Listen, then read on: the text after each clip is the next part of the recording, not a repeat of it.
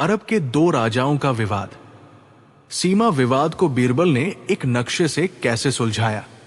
एक दिन मुगल सल्तनत की राजधानी आगरा में असामान्य हलचल थी। लाल किले के बाहर विदेशी झंडे लहरा रहे थे।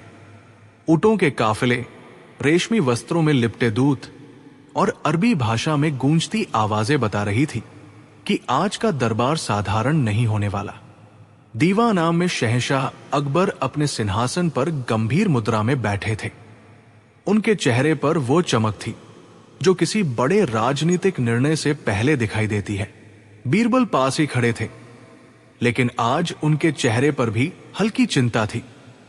दरबार के मुख्य द्वार से घोषणा हुई, अरब के दो महान राजाओं का आगमन हो रहा है। पूरा दरबार सतर्क हो गया।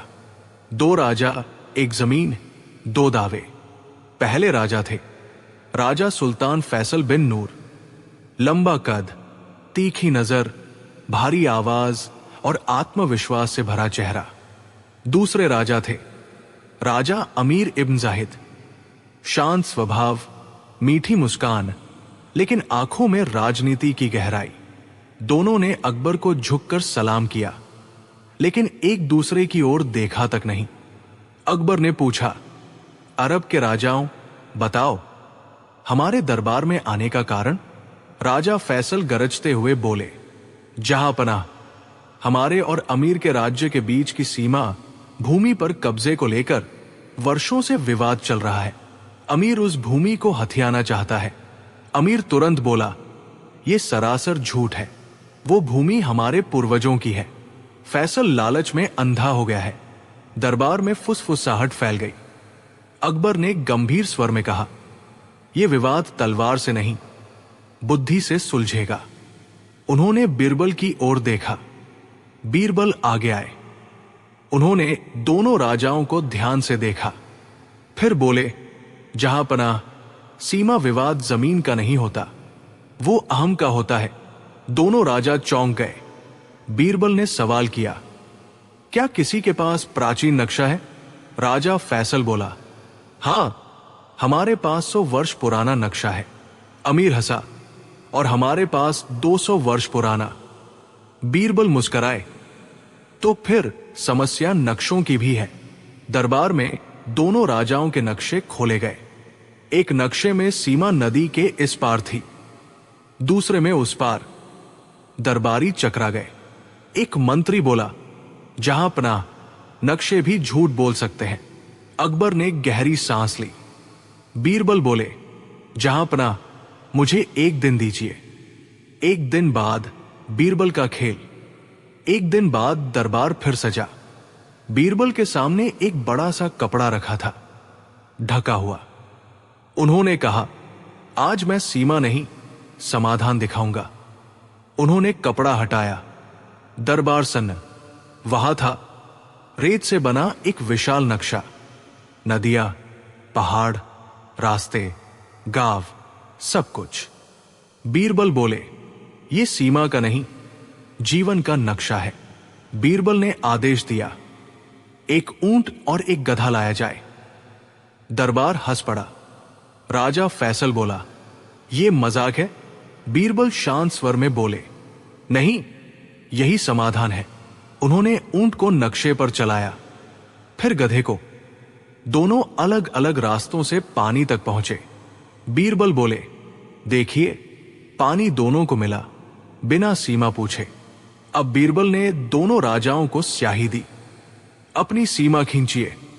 दोनों ने अपनी अपनी सीमा खींची। बीरबल ने नक्शा उठाया और पलट दिया। स्याही फैल गई, सीमा मिट गई। दरबार में सन्नाटा। बीरबल बोले, जहां पनाह, सीमा वही होती है जो समय मिटा न सके, और समय के सामने नक्शे भी झुक जाते हैं। अकबर उठ खड़े हुए। यह भूमि किसी एक की नहीं, यह साझा व्यापार क्षेत्र होगी। दोनों राजा चौंक गए। इससे युद्ध रुकेगा, व्यापार बढ़ेगा, और इतिहास आपको याद रखेगा। दोनों राजाओं ने एक दूसरे को देखा, धीरे धीरे सिर झुकाया। एक दरबारी फुसफुसाया, नक्शा उल्टा किया। राजा सीधे हो गए। बीरबल मुस्कुराए, सीमाएं जमीन पर नहीं, दिमाग में खिंचती हैं। जो उन्हें मिटा दे वही सच्चा विजेता होता है। बीरबल ने अंत में कहा, जहांपनाह, 3 भाइयों का अनोखा बंटवारा, 17 गधों का बंटवारा और बीरबल का न्याय। एक दिन मुगल सल्तनत की राजधानी आगरा में सुबह का नजारा हमेशा की तरह भव्य था। लाल किले की प्राचीर पर सूरज की किरणें पड़ते ही पूरा दरबार सुनहरी आभा में नहा गया। दीवा नाम में अकबर बादशाह अपने सिंहासन पर विराजमान थे और उनके आसपास नवरत्नों की शोभा बढ़ रही थी। बीरबल अपनी चिरपरिचित मुस्कान के साथ पास ही खड़े थे। अकबर न्यायप्रिय शासक थे और उस दिन उन्होंने सोचा भी नहीं था कि दरबार में ऐसा मामला आएगा जो गधों को इतिहास का नायक बना देगा। दरबार की कार्यवाही शुरू ही हुई थी कि सिपाही ने घोषणा की, जहांपनाह, 3 भाई फरियाद लेकर उपस्थित हैं। तीनों भाई आगे आए। उनके चेहरे आपस में मिलते जुलते थे, लेकिन स्वभाव एक दूसरे से बिल्कुल अलग।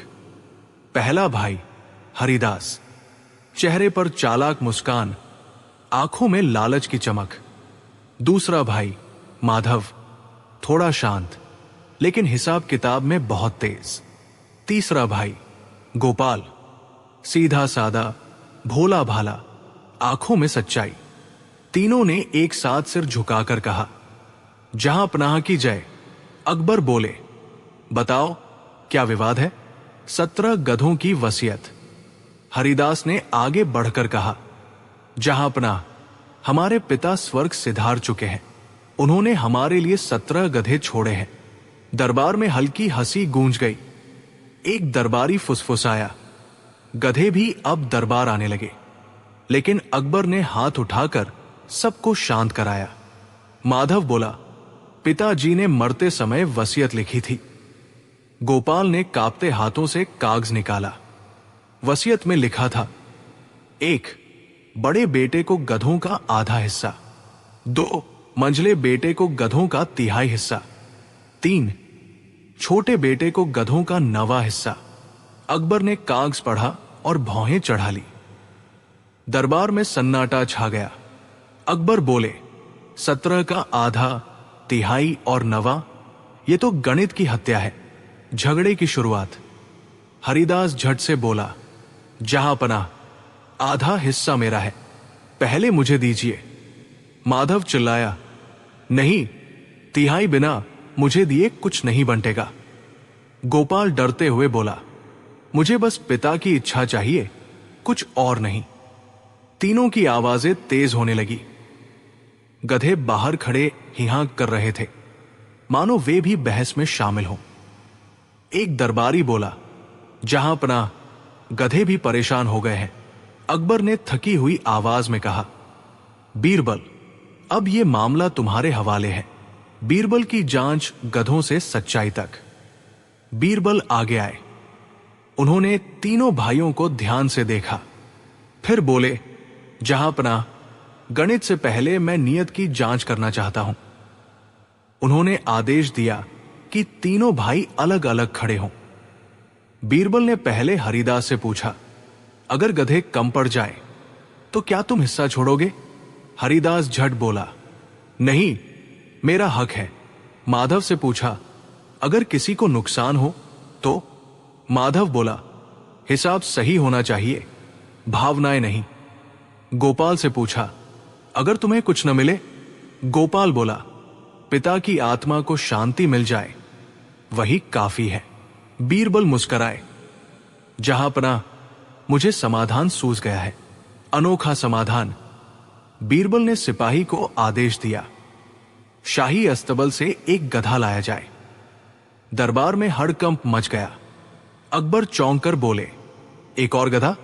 बीरबल हंसते हुए बोले, हां जहांपनाह, न्याय को पूरा करने के लिए। अब कुल गधे हो गए 18। बीरबल बोले, 18 का आधा 9 बड़े बेटे को, 18 का 1/3 6 मंझले बेटे को, 18 का 9वां 2 छोटे बेटे को। 9 + 6 + 2 17। पूरा दरबार स्तब्ध। अकबर की आंखें चमक उठीं। वाह बीरबल, लेकिन हमारा गधा? बीरबल मुस्कराए। जहां पना, वो गधा वापस शाही अस्तबल चला जाएगा। न्याय के साथ सबक। अकबर ने तीनों भाइयों की ओर देखा। हरिदास और माधव शर्म से झुक गए। गोपाल की आंखों में आंसू थे। अकबर बोले, यह फैसला केवल बंटवारे का नहीं, नियत और इंसाफ का है। उन्होंने आदेश दिया। हरिदास और माधव को चेतावनी, गोपाल को अतिरिक्त सहायता, और गांव में यह घोषणा कि लालच अंततः शर्म ही देता है। हास्य का तड़का। दरबार के बाहर जाते हुए एक गधा जोर से रेंका। ही हां, एक दरबारी बोला, लगता है गधा भी खुश है। बीरबल हंसते हुए बोले, गधे से ज्यादा जिद्दी इंसान होता है। अकबर ठाका मारकर हंसे। कहानी का नैतिक संदेश, मोरल, समस्या गिनती की नहीं होती, नियत की होती है। जहां बुद्धि और न्याय साथ हो, वहां सबसे उलझा बंटवारा भी सरल हो जाता है। बीरबल ने अंत में कहा, जहां पनाह, आज 17 बादशाह का गधा।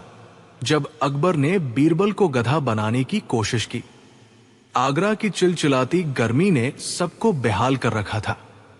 दोपहर का समय था और बादशाह अकबर अपने खास नौरत्नों के साथ यमुना नदी के किनारे शाही बाग में टहल रहे थे। गर्मी के कारण बादशाह का मन थोड़ा चिड़चिड़ा हो रहा था, लेकिन साथ ही उन्हें शरारत सूझ रही थी। उनके साथ बीरबल भी थे, जो हमेशा की तरह शांत और मुस्कुराते हुए चल रहे थे। अकबर जानते थे कि बीरबल को बातों में हराना नामुमकिन है, लेकिन फिर भी वे कभी कभी बीरबल की खिंचाई करने का कोई मौका नहीं छोड़ते थे। उस दिन अकबर के मन में एक विचार आया, क्यों न आज बीरबल को सबके सामने गधा साबित किया जाए। टहलते टहलते बादशाह की नजर रास्ते के किनारे खड़े एक गधे पर पड़ी, जो भारी बोझ लादे खड़ा था और धूप में हाँफ रहा था। अकबर ने बीरबल की ओर देखा और मुस्कुराते हुए बोले, बीरबल, देखो उस बेचारे जानवर को। वो कितना बोझ उठाता है, दिन भर मेहनत करता है, फिर भी लोग उसे गधा कहकर अपमानित करते हैं। तुम्हें नहीं लगता कि गधे और कुछ इंसानों में बहुत समानता होती है? बीरबल भांप गए कि बादशाह आज किसी न किसी तरह उन पर निशाना साधने वाले हैं। उन्होंने विनम्रता से कहा, जी आलम पनाह, आप बिल्कुल सही कह रहे हैं। दुनिया में कई ऐसे लोग हैं जो गधों की तरह मेहनत तो करते हैं, लेकिन उन्हें वो सम्मान नहीं मिलता जिसके वे हकदार हैं। और कुछ तो ऐसे भी हैं जो बिना कुछ किए ही गधों जैसा व्यवहार करते हैं। अकबर ने चाल चलते हुए कहा, बीरबल, मेरा मतलब कुछ और था। मैंने सुना है कि जो लोग बहुत ज्यादा पढ़ लिख लेते हैं और खुद को बहुत बुद्धिमान समझते हैं, असल में उनकी बुद्धि गधे के समान ही होती है। उदाहरण के लिए, तुम्हारी बुद्धि के बारे में भी लोग ऐसा ही कहते हैं। दरबार के अन्य मंत्री, जो बीरबल से जलते थे, ये सुनकर दबे स्वर में हंसने लगे। उन्हें लगा कि आज तो बीरबल फंस गए। बीरबल मुस्कुराए और बोले, हुजूर, आपकी पारखी नजरों से कुछ नहीं छुप सकता। यदि आपको मुझ में गधे के लक्षण दिखाई देते हैं, तो ये मेरा सौभाग्य है कि मैं अपने बादशाह के काम आ सकूं, चाहे वो गधे के रूप में ही क्यों न हो। अकबर को लगा कि बीरबल ने हार मान ली है, इसलिए उन्होंने अपनी शरारत को और आगे बढ़ाया। उन्होंने अपना भारी रेशमी लबादा, ओढ़नी उतारा और बीरबल के कंधे पर डाल दिया। फिर उन्होंने अपने शहजादे का लबादा भी लिया और उसे भी बीरबल के दूसरे कंधे पर रख दिया। अब बीरबल के कंधों पर 2 भारी लबादे लद चुके थे। बीरबल झुककर चल रहे थे क्योंकि कपड़े काफी वजनदार थे। अकबर जोर से हंसे और बोले, बीरबल, अब तुम बिल्कुल वैसे ही लग रहे हो जैसे वो गधा लग रहा है। एक गधे के ऊपर एक गधे का बोझ होता है, लेकिन तुम्हारे ऊपर तो। अकबर ने जानबूझकर वाक्य अधूरा छोड़ दिया ताकि बीरबल खुद को गधा कहें। बीरबल बिल्कुल विचलित नहीं हुए। उन्होंने लबादों को अपने कंधों पर ठीक से सेट किया और एक गहरी सांस लेकर बोले, जहांपनाह, आपने थोड़ी सी गलती कर दी। अकबर ने हैरानी से पूछा, कैसी गलती बीरबल?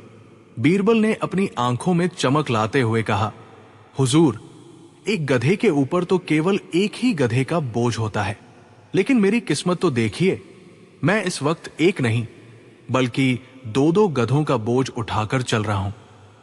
बीरबल का इशारा साफ था। एक लबादा बादशाह अकबर का था और दूसरा शहजादे का, यानी उन्होंने अप्रत्यक्ष रूप से बादशाह और शहजादे को ही गधा कह दिया था। सन्नाटा और फिर ठहाका। ये सुनते ही वहां मौजूद मंत्रियों के चेहरे पीले पड़ गए। सबको लगा कि आज तो बीरबल की गर्दन गई। बादशाह को गधा कहना कोई छोटी बात नहीं थी। खुद अकबर भी एक पल के लिए हक्के बक्के रह गए।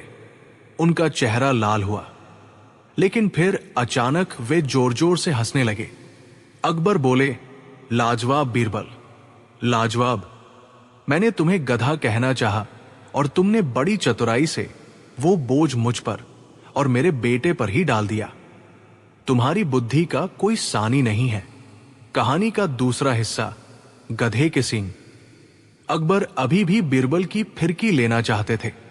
उन्होंने सोचा कि चलो अब इसे किसी मुश्किल काम में फंसाते हैं। अकबर ने कहा, ठीक है बीरबल, तुमने अपनी चतुराई तो साबित कर दी। अब मेरा एक और काम करो। कल सुबह तक मुझे गधे के सींग लाकर दो।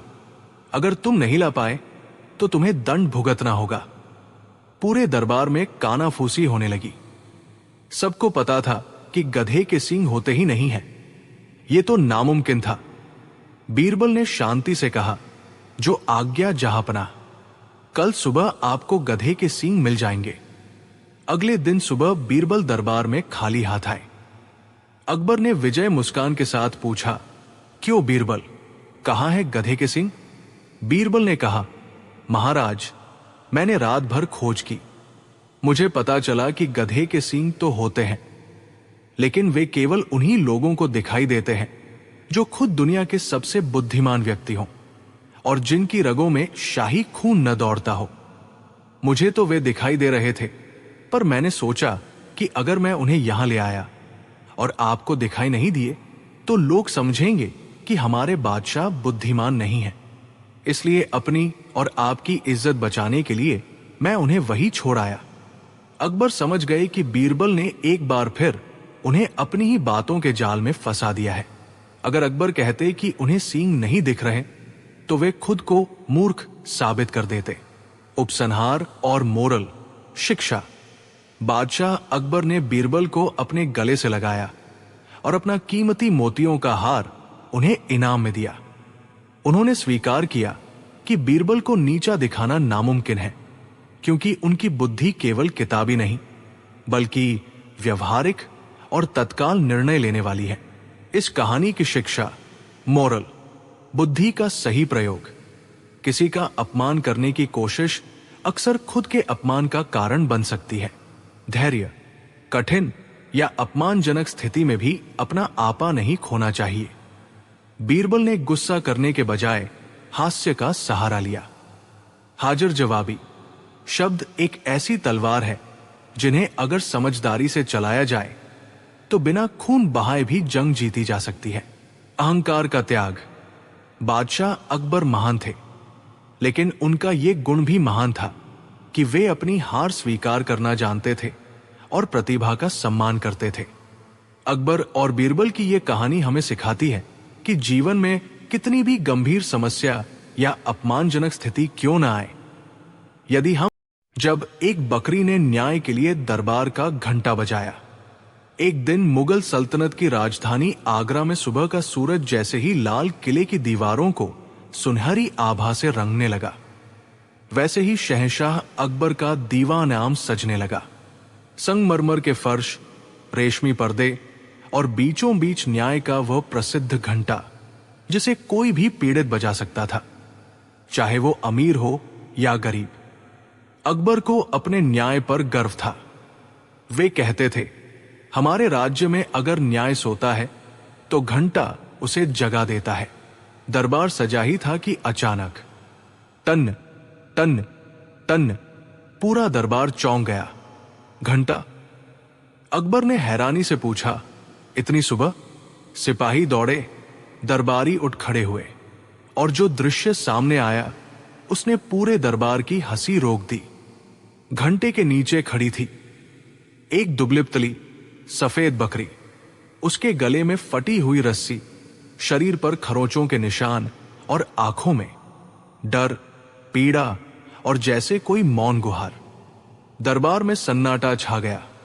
जहां अपना एक मंत्री हंसते हुए बोला, लगता है आज न्याय मांगने बकरियां भी आने लगी है। कुछ दरबारी हंसे, कुछ ने मजाक उड़ाया, लेकिन अकबर गंभीर हो गए। उन्होंने ऊंची आवाज में कहा, अगर यह घंटा बजा है तो कोई अन्याय हुआ है, चाहे फरियादी इंसान हो या जानवर। उन्होंने बीरबल की ओर देखा। बीरबल की जांच बेजुबान की जुबान। बीरबल आगे आए, बकरी के पास झुके, धीरे से उसके सिर पर हाथ फेरा। बकरी ने में नहीं की, बस उसकी आंखों से आंसू टपक पड़े। बीरबल ने मन ही मन कहा, सच बोलने के लिए शब्द नहीं, सच्चाई चाहिए। उन्होंने सिपाहियों को आदेश दिया, इस बकरी को पानी और चारा दिया जाए। फिर अकबर से बोले, जहांपना, ये बकरी बोल नहीं सकती, पर इसकी हालत बहुत कुछ कह रही है। अकबर ने घोषणा की, आज का दरबार इसी बकरी के न्याय के लिए बैठेगा। संदेह की सुई। बीरबल ने जांच शुरू की। उन्होंने पूछा, यह बकरी किस इलाके से आई है? सिपाही बोले, जहांपना, यह घंटा पास के गांव सुखपुर की दिशा से आई लगती है। बीरबल मुस्कराए। सुखपुर, नाम सुख का, काम दुख का। उन्होंने आदेश दिया कि सुखपुर के सभी प्रमुख लोग दरबार में बुलाए जाएं। जमींदार, व्यापारी, दूध वाले, चरवाहे। कुछ ही देर में एक मोटा ताजा आदमी आया। सेठ गोवर्धन दास, गांव का सबसे बड़ा दूध व्यापारी। उसने बकरी को देखा और नजर फेर ली। बीरबल की आंखें चमक उठीं। चालाक व्यापारी की चाल। सेठ गोवर्धन दास बोला, जहांपना, ये बकरी मेरी नहीं है, मेरे पास तो सैकड़ों बकरियां हैं। बीरबल बोले, तो फिर डर क्यों लग रहा है? सेठ हड़बड़ा गया। अकबर ने भौहें चढ़ाई। बीरबल ने अगला कदम चल दिया। उन्होंने कहा, आज दरबार में एक प्रयोग होगा, न्याय की जंजीर। दरबार में एक भारी लोहे की जंजीर लाई गई। बीरबल बोले, ये जंजीर न्याय की है। जिसके हाथ सच्चे होंगे ये हल्की लगेगी, जिसके हाथ गुनहगार होंगे ये भारी हो जाएगी। दरबार में फुसफुसाहट फैल गई। एक एक कर सभी लोग जंजीर उठाने लगे। सबने आसानी से उठा ली। अब बारी आई सेठ गोवर्धन दास की। जैसे ही उसने जंजीर उठाई, उसके हाथ कांपने लगे, पसीना टपकने लगा। उसी पल बकरी जोर से मिमियाई और सीधा सेठ की ओर दौड़ी। पूरा दरबार सन्न। सच का पर्दाफाश। बीरबल गरजे, जहांपना, यही है अपराधी। सेठ टूट गया। उसने कबूल किया, मैंने इस बकरी का दूध जबरदस्ती निकाला। फिर जब दूध कम हो गया तो इसे मारने की कोशिश की। यह बचकर भाग गई। अकबर का चेहरा क्रोध से लाल हो गया। न्याय का फैसला। अकबर ने आदेश दिया, 1. सेठ की सारी अवैध कमाई गरीबों में बांटी जा। 2. उसे गांव की सेवा के लिए मजबूर किया जाए। 3. और इस बकरी की देखभाल शाही अस्तबल करेगा। फिर अकबर बोले, आज अगर बकरी ने घंटा न बजाया होता तो अन्याय दबा रह जाता। कहानी का नैतिक संदेश, मोरल, न्याय बोलने वालों का मोहताज नहीं होता। अगर व्यवस्था सच्ची हो तो बेजुबान भी इंसाफ पा सकता है। बीरबल ने मुस्कुराकर कहा, जहांपनाह, आज इस बकरी ने हमें सिखाया, न्याय की आवाज कभी कमजोर नहीं होती। कमजोर होते हैं उसे सुनने वाले कान। दरबार ताली। हजारों वर्ष पूर्व जब भारत भूमि पर सम्राट अकबर का शासन था, तब उनकी ख्याति केवल उनके विशाल साम्राज्य के कारण नहीं, बल्कि उनके न्याय और विवेक के कारण भी थी। अकबर के दरबार में 9 रत्न थे, जिनमें बीरबल सम्राट के सबसे प्रिय और विश्वसनीय सलाहकार थे। बीरबल की हाजिर जवाबी और तीक्ष्ण बुद्धि के चर्चे गली कूचों से लेकर विदेशों तक फैले हुए थे। परंतु जहां प्रशंसा होती है, वहां ईर्ष्या भी जन्म लेती है। दरबार के कुछ अन्य मंत्री और दरबारी बीरबल की बढ़ती लोकप्रियता से जलते थे। वे हमेशा इस ताक में रहते थे कि कैसे बीरबल को सम्राट की नजरों में गिराया जाए और उन्हें अपमानित किया जाए। इन दरबारियों में सबसे प्रमुख थे दरबारी खास नवाब खान, जो स्वयं को बहुत बड़ा विद्वान मानते थे। एक दिन दरबार की कार्यवाही चल रही थी। नवाब खान ने अवसर पाकर सम्राट अकबर से कहा, जहांपना, बीरबल निसंदेह चतुर है, लेकिन उनकी बुद्धिमत्ता केवल व्यावहारिक बातों तक सीमित है। मेरा मानना है कि वे गूढ़ और आध्यात्मिक प्रश्नों के उत्तर नहीं दे सकते। यदि वे वास्तव में इतने बुद्धिमान हैं, तो उन्हें मेरी 3 कठिन पहेलियों का उत्तर देना चाहिए। अकबर को चुनौतियों में बहुत आनंद आता था। उन्होंने बीरबल की ओर देखा और मुस्कुराते हुए अनुमति दे दी। नवाब खान ने गर्व से खड़े होकर 3 शर्तें रखी। आकाश में कुल कितने तारे हैं? धरती का केंद्र बिंदु कहाँ है? पूरी दुनिया में सबसे अधिक बुद्धिमान कौन है? नवाब खान ने सोचा कि इन प्रश्नों का कोई सटीक उत्तर नहीं हो सकता, इसलिए बीरबल निश्चित रूप से हार मान लेंगे। बीरबल शांत खड़े रहे। उनके चेहरे पर एक मंद मुस्कान थी। उन्होंने सम्राट से अनुमति ली और अगले ही क्षण एक विशाल भेड़ को दरबार के बीचों बीच बुलवाया। बीरबल ने कहा, हुजूर, आपके पहले प्रश्न का उत्तर ये भेड़ देगी। इस भेड़ के शरीर पर जितने बाल हैं, आकाश में उतने ही तारे हैं। यदि नवाब खान को कोई संदेह हो, तो वे भेड़ के बाल और आकाश के तारों को गिनकर अपनी शंका दूर कर सकते हैं। पूरा दरबार बीरबल की इस चतुराई पर खिलखिला उठा। नवाब खान झेम गए, पर उन्होंने हार नहीं मानी। बीरबल ने फिर अपनी लाठी उठाई और जमीन पर एक बड़ा घेरा बनाया।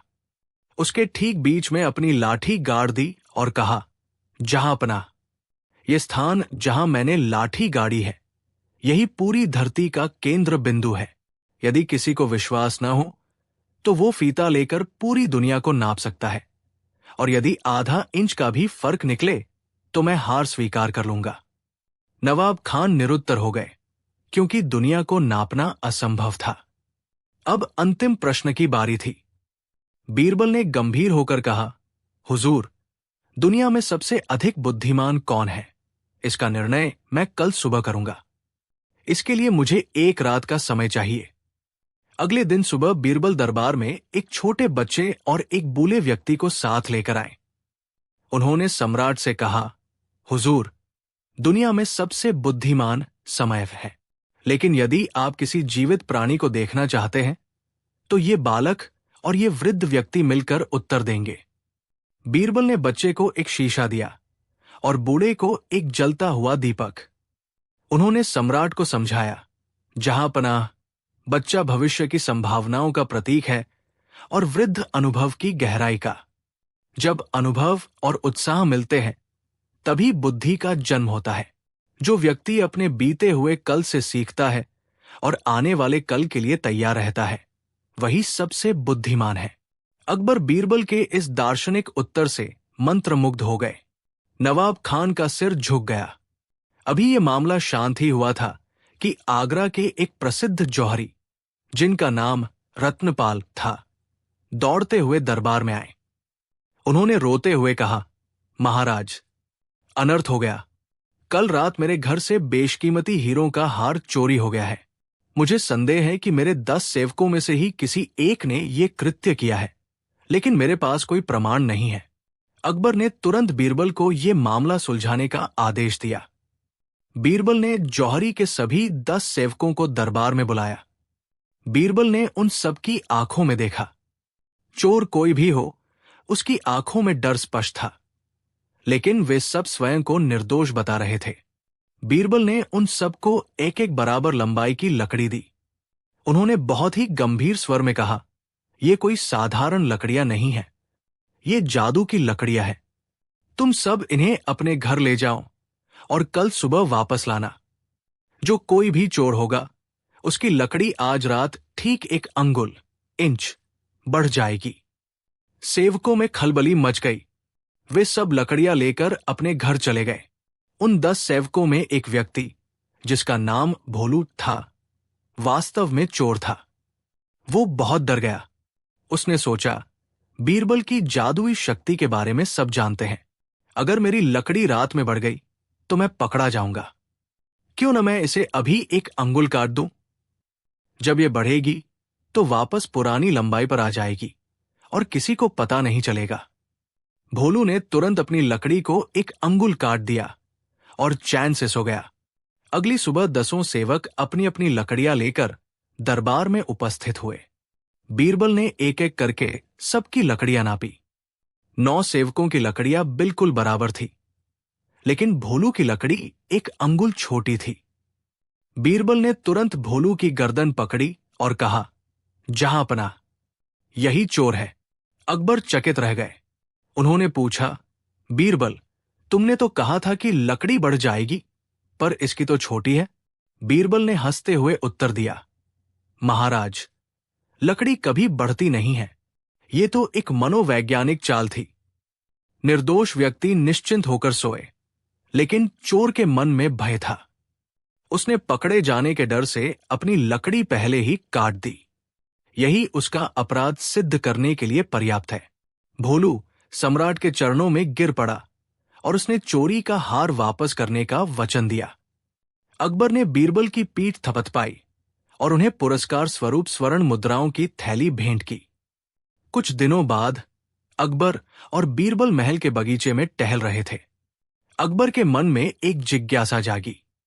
उन्होंने पूछा, बीरबल, क्या तुम बता सकते हो कि इस दुनिया में सबसे बड़ा बलवान कौन है? तलवार, धन या बुद्धि? बीरबल ने कहा, महाराज, ये तीनों ही महत्वपूर्ण हैं, परंतु समय और परिस्थिति के अनुसार आत्मविश्वास सबसे बड़ा बल है।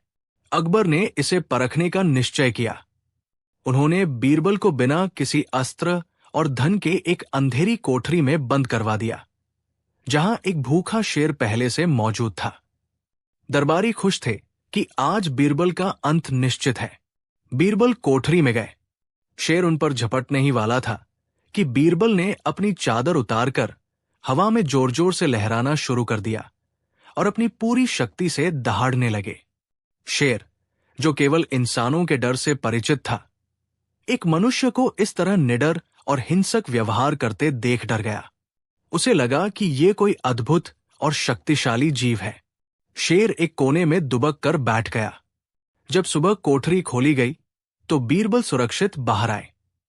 अकबर ने हैरानी से पूछा, बीरबल, तुमने एक भूखे शेर को कैसे वश में किया?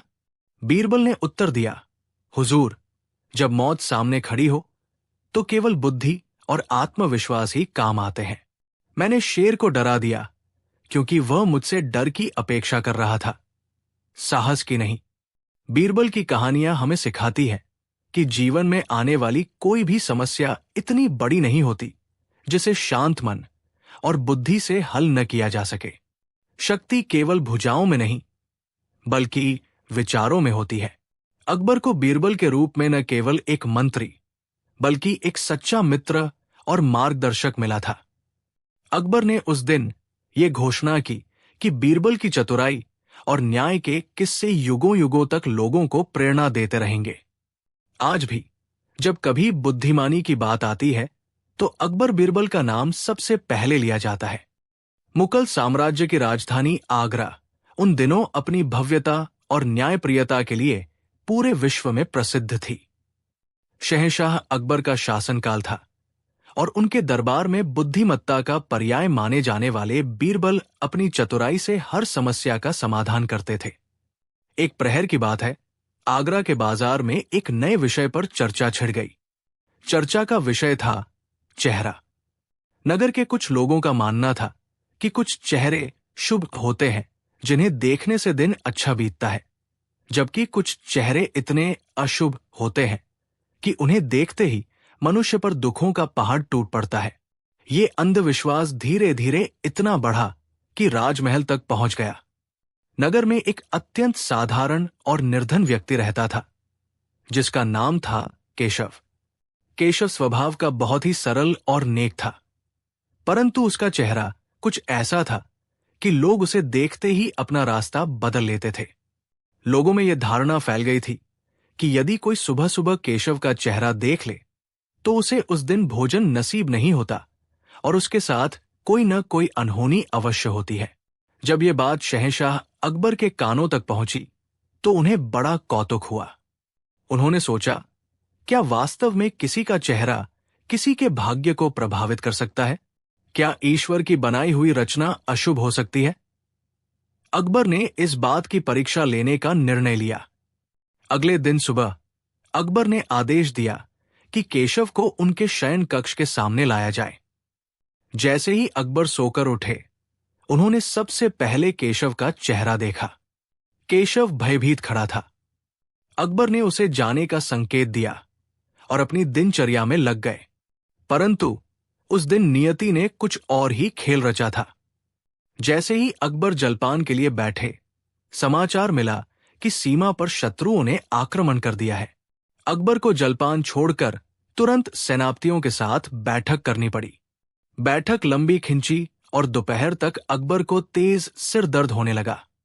जब वे भोजन के लिए दोबारा बैठे तो रसोई से सब्जी में नमक अधिक डल गया, जिससे उन्हें खाना छोड़ना पड़ा। शाम होते होते अकबर को सूचना मिली कि उनकी प्रिय बेगम की तबीयत बिगड़ गई है। दिन भर की इन घटनाओं से अकबर अत्यंत चिड़चिड़े और क्रोधित हो गए। उनके मन में ये बात घर कर गई कि केशव का चेहरा वास्तव में मनहूस है।